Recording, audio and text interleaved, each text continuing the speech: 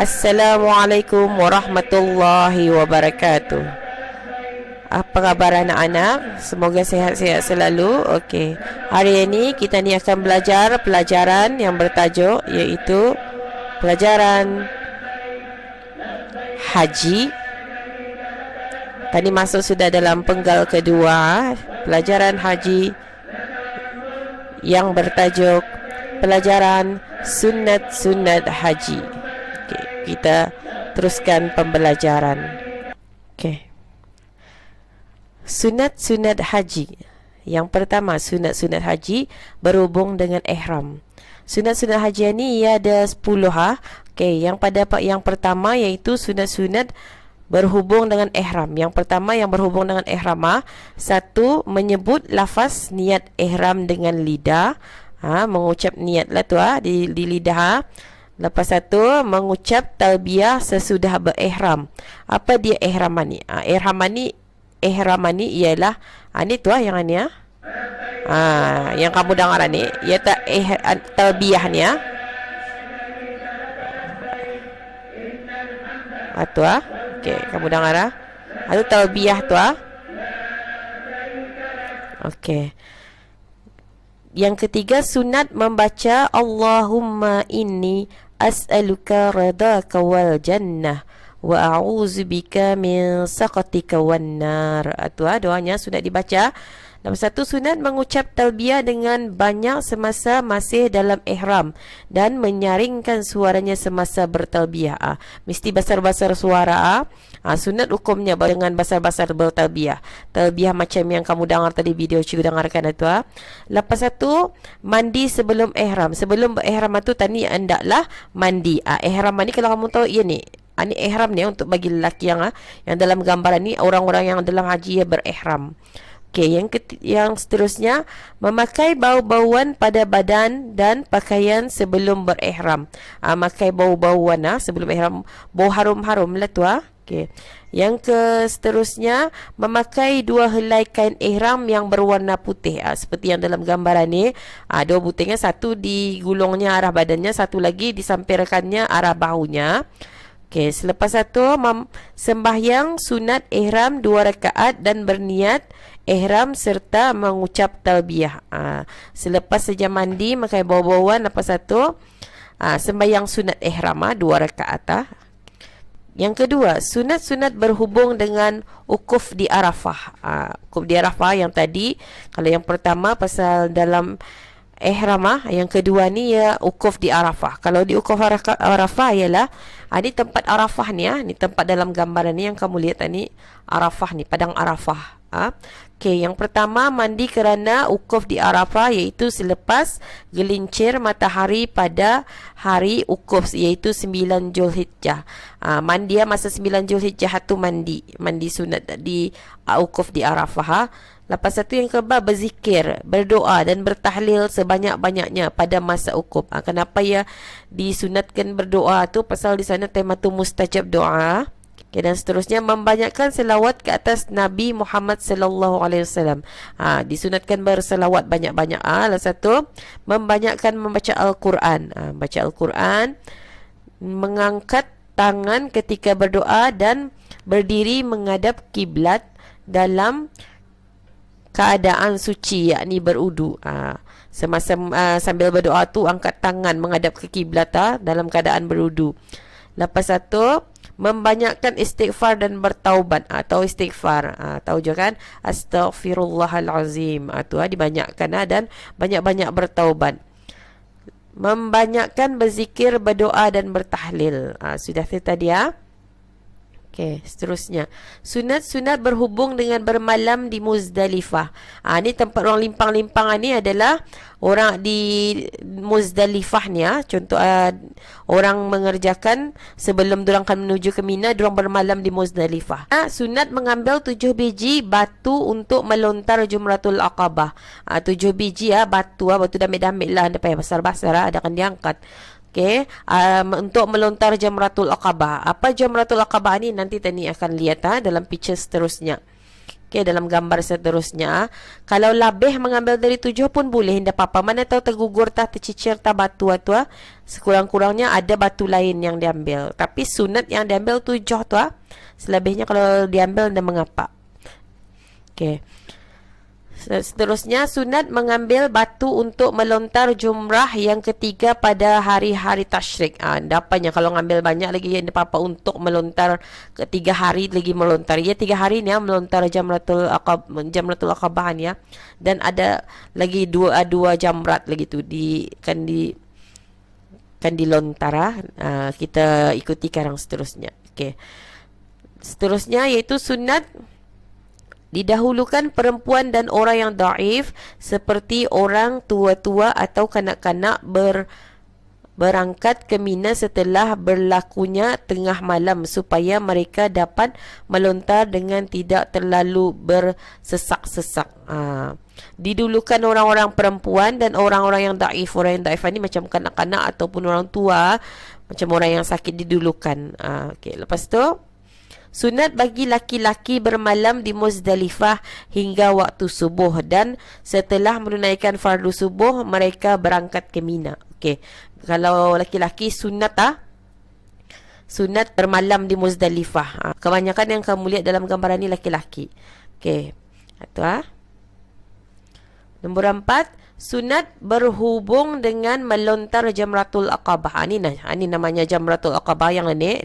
Yang arrow cikgu tunjuk ni adalah namanya jamratul aqabah. Yang paling besar ni.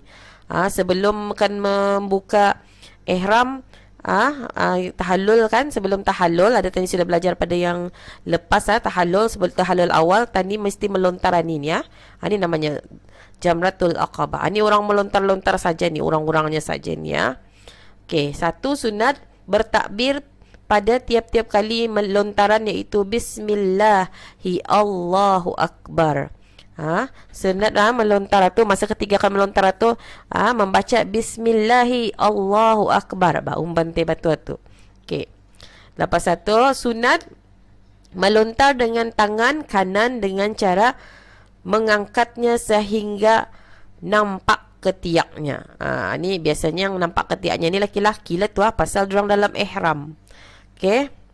Jadi kalau bini-bini yang bertelokong ni dah nampak keteliaknya, tapi tahangkatlah jua dia punya telokong tu Okey, dia pelang terbuka, tahangkat saja arah tangannya tu lepas satu memberhentikan talbiyah ketika mulai melakukan lontaran tu. Masa ketika sudah melontar tu diberhentikan talbiyah yang seperti kamu dengar tadi video tu Okey. Membacalah tu bismillahi Allahu akbar saja. Yang talbiyah tu diberhentikan, tak payah lagi dibaca. Okey, lepas satu sunat selepas melontar jamratul aqabah melakukan penyembelihan korban. Selepas saja melontar jamratul aqabah tu boleh sudah menyembelih korban. Okey. Seterusnya yang kelima, sunat-sunat berhubung dengan bermalam di Mina. Ni bermalam di Mina di sini tadi. Sebelum melontar tu di sini tadi bermalam, selepas tadi melontar aqabah tu tadi bermalam di sini. Lawa. Okey. Ni yang punya camp-campnya ni. Dalam camp ni ramai lah ni orang di dalamnya, ada 30 lah macam tu sekem tu, tapi selesa lah ni Okey, sunat membaca doa ketika sampai di Mina. Selepas sampai di Mina tu berdoa tah di Mina ni pun tempat mustajab doa ni. Tempat makbul doa. Okey, disunatkan berdoa. Okey, seterusnya sunat-sunat berhubung dengan melontar jamratul yang ketiga. Jamratul yang ketiga 1, 2, 3. Ini jamratnya. Jamrat ke-1, jamrat kedua, jamrat ketiga. Okey, iaitu yang 3 buting jamrat ni yang akan dilontarnya. Mula-mula sini dulu 7 biji, setelah melintas lagi ke sebelah 7 biji, berjalan lagi ke sebelah 7 biji. Okey, kalau limpas pun tidak mengapa, jangan kurang. Indah boleh kurang, lebih boleh, kurang indah boleh. Okey, yang pertama sunat bertakbir pada tiap-tiap kali lontaran iaitu bismillahi Allahu akbar. Sunat melontar dengan tangan kanan dengan cara mengangkatnya sehingga nampak ketiaknya. Okey, jangan pelang umpan itu sampai tomban orang Sekurang-kurangnya kuatlah sampai masuk arah lubang sini ni. Ni kalau tadi melontar mesti masuk kemari. Jangan mengantul. Kalau mengantul ya keluar tempat tekanan ni kan, arah batunya ni mengantul terkeluar, indah sah. Mesti mengantul masuk ke dalam batu, dalam lubangnya ni. Okey. Lepas tu memberhentikan talbiyah ketika mulai melakukan lontaran. Kan sebelum tani kan melontar tu, tani bertalbiyah tu sepanjang dari kem tu menuju kan ke sini ni, kan menuju melontaran ni, belum lagi start melontar. Lepas tu tani mesti bertalbiyah kan tu. Selepas sampai je di sini, terus tidak payah lagi berhentikan talbiyah ke tani tu. Lepas itu tani tambah baca Bismillahi Allahu Akbar tu. Selepas satu, sunat selepas melontar jamratul aqabah ni melakukan penyembelihan kurban. Okey.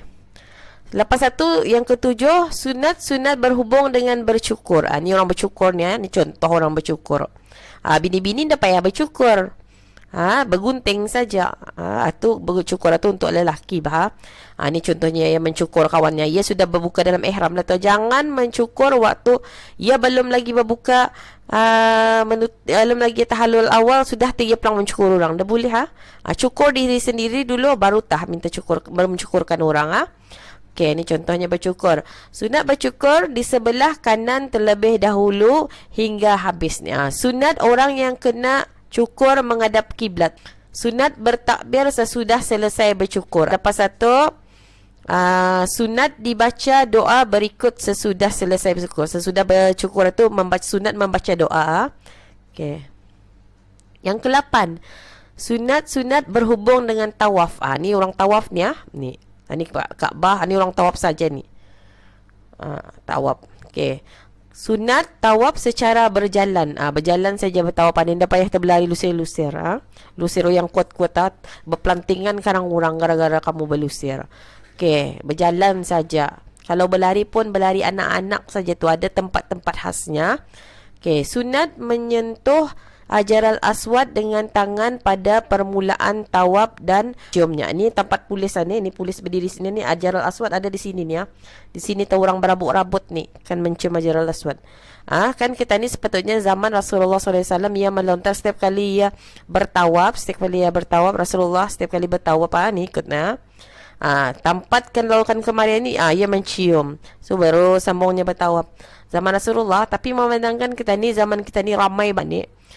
Kalau setiap kali orang semua kan mencium, tu berasa-rasa di sini orang panduh tu. Jadi masa ni sekarang tadi menggunakan isyarat saja. Isyarat dengan macam pelingkis menuju ke arah tempat Hajar al-Aswad tu. 2, sunat membaca doa yang tertentu. Ada doa-doanya, sunat dibaca. Itu yang ketiga, sunat berlari-lari anak pada ketika keliling yang pertama. Yang kata cikgu tadi, berlari anak-anak perlahan saja, berlari perlahan. Sunat meletakkan tengah-tengah kanan ihramnya di bawah ketiak kanan dan kedua-dua hujungnya di atas bahu kiri. Macam yang kamu lihat dalam gambar tu, disibaikan arah bahunya, sebutingnya tu setampik arah bahu. Okey, sunat bertawaf dengan berdekatan dengan Kaabah. Ni hampir-hampir sunat ni hukumnya. Okey, bertawaf dengan depan siring Kaabah ni. Okey. Sunat melakukan amalan tawaf mengelilingi Kaabah secara berturut-turut. Sunat hukumnya melakukan tawaf tu berturut-turut. Boleh juga bertawaf sekali, itu berehat sekali. Tawaf lagi, berehat. Ataupun tiba-tiba ia tekan tu batal wudunya. Okey, berwudu dulu. Sambung saya berapa rakaat lagi yang sudah tadi tu, yang sekiranya ia 3 kali sudah ia berpusing 3 kali berpusing. Lepas itu berkantut dia. Okey, keluar daripada tawafnya yang ketiga tu. Baudu ya. Sudahnya baudu, masuk ia balik. Sambungnya. Sambung tawaf yang keempat, kelima, keenam, ketujuh. Sambung saja. Okey. Tapi kalau yang sebaik-baiknya berturut-turutlah sampai 7 kali itu berturut-turut. Berturut-turut sampai 7 kali. Sampai 1, 2, 3, 4, 5, 6, 7. 7 kali anda berhenti-henti. Itu sunat hukumnya berturut-turut. Itu dinamakan berturut-turut. Lepas satu, sunat membaca 2 rakaat sesudah tawaf. Yang ke-9, sunat-sunat berhubung dengan sa'i. Sini tempat orang bersa'i ni. Startnya, tempat startnya lah Safa, berhentinya tempat Marwah tu. Okey, mendaki sedikit bukit di Safa dan Marwah. Ni yang kata cikgu ada bukitnya ni, jalannya ni, bukitnya di sini ni. Sampir sudah kata ni, janji sudah kata ni datang kemari. Berpusing tah.